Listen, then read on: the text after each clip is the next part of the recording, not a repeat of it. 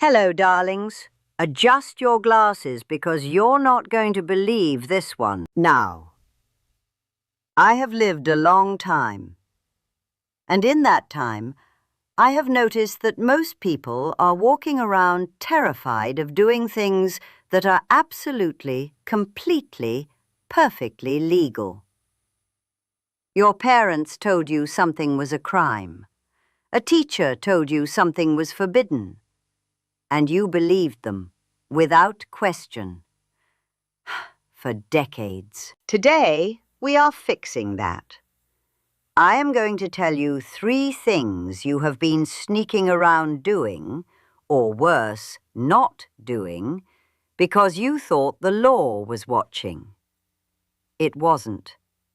It never was. You are simply not that interesting. Let's begin. Fact number 1. Driving barefoot.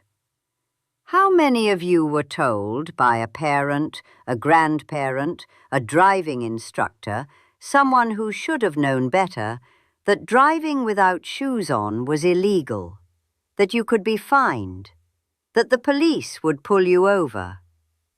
Raise your hand. Go on. I can't see you, but I know you're doing it. It is not illegal, not in the United States, not in a single one of the 50 states, not in the United Kingdom, not in Canada, not in Australia. Driving barefoot is perfectly, entirely, 100% legal. In fact, and this is the part that will really bother you, driving barefoot is often considered safer than driving in flip-flops, which can get caught under the pedal, or high heels, which reduce your feel for the brake. Your bare foot gives you better pedal sensitivity. The experts say so. Mavis says so. Now, is it glamorous? No. Do I recommend it? That depends on the state of your feet. But is it a crime? Absolutely not. Your mother lied to you. I'm sorry you had to find out this way. Fact number 2. Eating food in the supermarket before you've paid for it. You know what I'm talking about. You're walking down the aisle. You're hungry. You open a bag of grapes. You eat one, maybe 3. You put the bag in your trolley and fully intend to pay for it at the till. And the entire time, a small voice in the back of your head is saying, "Is this shoplifting? Am I a criminal? Is someone watching?" No, you are not a criminal. You are a hungry person with good intentions. Here is the legal reality. Shoplifting, theft, requires the intent to permanently deprive the store of an item without paying for it. If you eat a grape, put the bag in your cart, and pay for it at the register, you have committed no crime. The law is not concerned with the order in which you consume and pay for your groceries. It is concerned with whether you pay. Now, is it polite? No. You look feral. You look like you haven't eaten in 3 days. Have a little dignity and wait until you get home. But will you go to jail? No.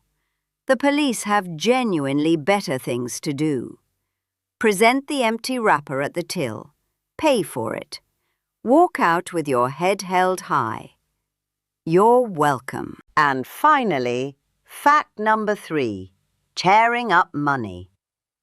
We have all heard it.